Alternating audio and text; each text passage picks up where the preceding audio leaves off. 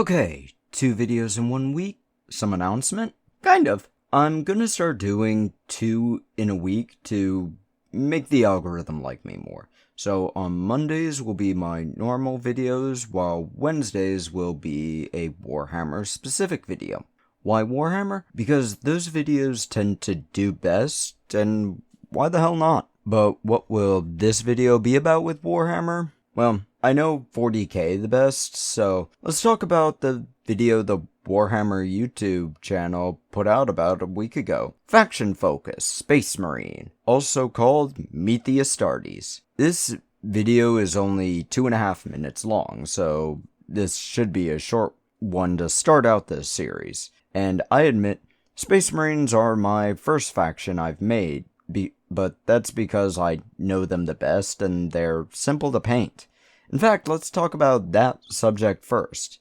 The end of this video talks about how simple Space Marines are to put together and how, because they're the poster child, they're easy to find.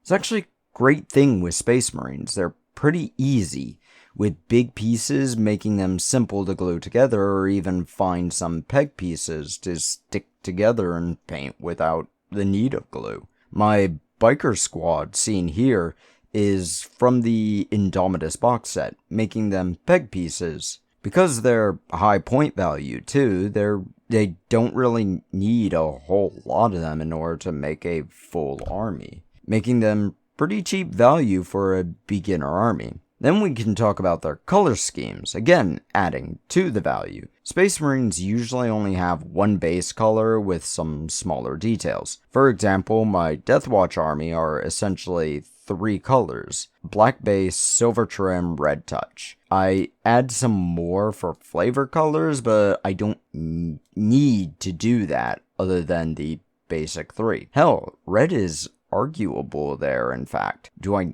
need to paint the eyes? And then there's the bronze trim on the silver shoulder. Of course, if I put purity seals, a few more colors are necessary if you ask me. But with all this in mind, Space Marines still aren't really the most simple or even the cheapest army. If you want more simple colors, there's an army that really only needs 2. And they're cheaper because their point value is higher. With less unit types as well, they're easier to select from as well. Though their pieces are very similar to the Space Marines, making them have similar builds. They do have smaller units though, which can be difficult to put together. What am I talking about there? The Adeptus Astartes. But this video isn't about them. Of course, speaking about Space Marines color, they're incredibly customizable, but each army is, even the gold Custodes, as they don't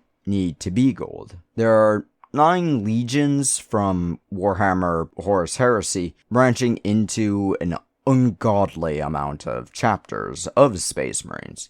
While you can choose official chapters to paint and play with, whether it's the Ultramarines with their adaptive nature or the Deathwatch's hyper-focus on aliens, you can also create successor chapters or choose successor chapters using their rules, like various Dark Angel successors or even the Imperial Fist successors using the Black Templars rule sets. Or just sit with the basic Space Marines and have 1,000 custom options as well. With Space Marine Codex about to be released, there are more detachments about to be available in the Space Marines, many of which look absolutely amazing, and much better than the classic Gladius detachment, which kind of sucks in comparison, though I should look at their stratagems a bit more. Speaking of stratagems, whether you choose the basic Space Marines and their Gladius detachment, or the Dark Angels or Deathwatch, each detachment and each chapter has their own stratagems and enhancements to play with your style. As more codexes release, more will be detachments will be released as well, with more stratagems to use. Want to focus on heavy weapons and firepower? Firestorm Assault Force might be good for you, granting your units the ability to walk, advance, and fire. Looking for more tanky units, relying on Terminators and Stern Guard? The 1st Company Task Force will be fitting for precision strike and heavy tanking. How about the use of combat doctrines to ignore enemy fire and double the pain the target feels? Gladius Task Force is the way to go. And Space Marines are constantly being added to and upgraded too. They just retired a couple of units I have from the Indominus box set, announcing that they will be adding new ones as well, new models. And with the new codex, they added some brand new Space Marines as well, just like they did with the Tyranid Codex, which my buddy was very happy to get his hands on those horrors. So with a constantly changing, upgrading, and adapting rule set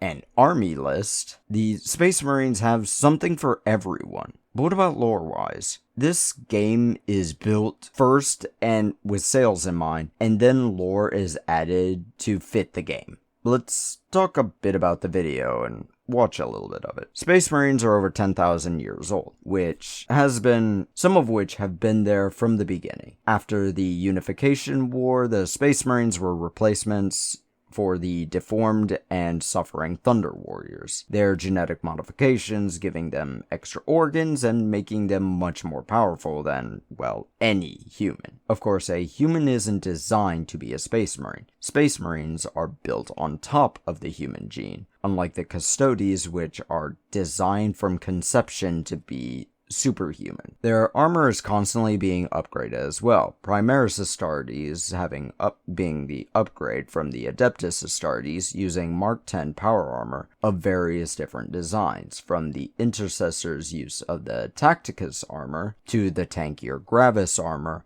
or the stealthier Phobos armor. The heaviest armor being the Terminators, which can't be sprinted in, so different chapters view them in different ways. The Omnis armor giving jump jet options and allowing higher mobility. Their weapons are also usually the bolt weapon, a 75 caliber round, which we know nowadays as being an anti-aircraft firearm. Whether it's a bolt rifle for piercing infantry armor or a bolt pistol for getting up close and personal strikes, bolt guns are holy weapons to the Space Marine, though they do expand into other weapons like the lasgun, also known as the Angry Flashlight, the meltaguns, which are known as the Big Killers, or the flamers, also known as Brother, get me the flamer, the heavy flamer. Each weapon is designed with a specific type of target or situation in mind, except the lasgun, which just sucks. The video talks about psycho-indoctrination, which isn't wrong. All Space Marines are basically brainwashed into the beliefs and tactics of this specific chapter, not really being done, quote, from youth, in the way that you would normally think, as Space Marines are essentially immortal, none dying from old age. While these Adeptus Astartes are nearly immune to fear, there's a word there that we should focus on. Nearly. Primaris, being much newer, do not possess the genetic memory of fearlessness, as they have been found to be kind of awestruck by daemons and chaos and acting in fear, freezing up, though they oftentimes look towards their firstborn companions in order to figure out the support. At this point, they are likely entirely immune to fear, but fearless does not mean you can't be corrupted, as many of Space Marines chapters do become corrupted and enter into chaos. Hell, some are still believing they're loyal despite being traitorous, which is a whole kettle of worms right there. Space Marines stand as a wall against anything that stands against humanity, though some look at humans in various different ways. For example, the Iron Hands look at humans as lesser creatures, only serving them in obligation, while Salamanders believe that without humans there is no empire to serve. Of course, with each chapter's styles and training, they have their own focus. Blood Angels are arguably the most universal, while Dark Angels tend to be more like a precise knife. Salamanders are an army that would focus on a torrent of fire, while Space Wolves tend to focus on close-knit melee combat. Then you got the Death Watch, which specializes on ranged firepower and alien killing, while Ultramarines are more like a fearless force that push forward. Of course, even in death, duty does not end, as there's dreadnoughts who slam into enemies with heavy guns and powerful melee combat. Tanks as well to protect Space Marines as they move into range to overwhelm an enemy. Bikers can zoom in and out of range of enemies, gunning through with insane amount of movement and dip. But if you prefer more heavy-based units, turrets and bunkers can shell an enemy from a distance, while assault units can move in with a heavy firepower. Now, when I started this video, I intended on it being a response to the Space Marine video that the Warhammer put out.